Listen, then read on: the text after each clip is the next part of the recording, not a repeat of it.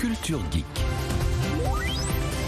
Et Anthony Morel, vous avez vu le tableau de bord de l'énergie, il va falloir faire des économies, sinon ça ne va pas passer en gros. Vous avez quelques idées, il y a beaucoup de startups qui travaillent sur les économies à la maison. Absolument, alors on va commencer par le plus basique et certains d'entre vous sont probablement déjà équipés d'un thermostat connecté, c'est un peu les stars en la matière, ça fait quelques années que c'est sur le marché. Alors, il y a des marques américaines, Google avec Nest, des marques françaises aussi avec Netatmo.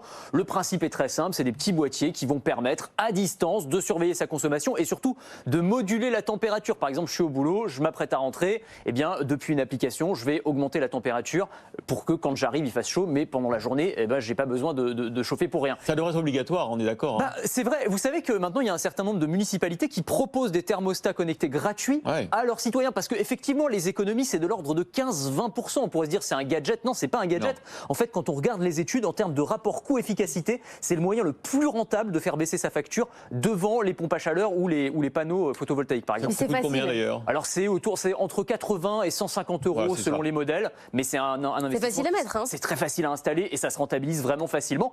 Le deuxième point qui est très important, c'est le fait de pouvoir visualiser sa consommation. C'est très bête, mais alors c'est une étude du CNRS qui montre que le fait de voir les watts et les euros surtout qui défilent, eh ben, ça nous fait, mine de rien, faire beaucoup plus attention à notre consommation. Il y a des applications qui permettent ça. Je pense par exemple à HelloWatt, des petits assistants intelligents aussi comme le Echo Joko, très malin. On va coupler un petit capteur sur le disjoncteur et on va pouvoir voir en fait directement appareil par appareil ceux qui consomment. On voit les centimes qui défilent. Je sais pas, c'est mon petit côté grippe-sou probablement, mais vous mettez le four. Exactement. Et du coup, vous avez tendance à faire beaucoup plus attention à ce que vous faites. Vous êtes venu aussi avec une prise électrique. Alors c'est tout bête. On se dit une prise électrique. Elle est un petit peu particulière évidemment. C'est une prise connectée. Et ça, en fait, c'est un petit accessoire qui va lutter contre le fléau des appareils restés en veille. Ça représente 11% de la facture électrique des Français. C'est quand même pas mal.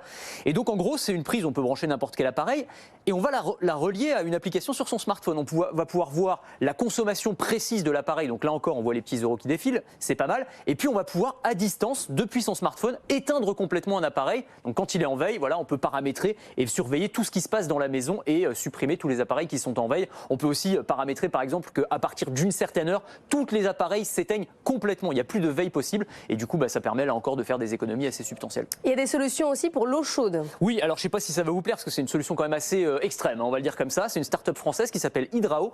Ils ont mis au point la douche qui vous enguirlande si vous restez trop longtemps sous l'eau. C'est moins extrême que l'eau froide. Alors c'est vrai, oui, c'est vrai. La solution extrême, c'est vraiment l'eau chaude qui passe à l'eau froide. Là, c'est un petit système très sympa de diodes électroluminescentes placées dans le pommeau de douche. Donc vous commencez votre douche, c'est vert, puis ça passe au bleu, couleur un peu sympathique, ambiance un peu boîte de nuit sous la douche, c'est sympa. Et puis au bout de 40-50 litres, ça passe en violet puis en rouge. Et là en rouge, vous avez l'impression, c'est vraiment hyper anxiogène, quoi. Là vous pensez aux ours polaires directement.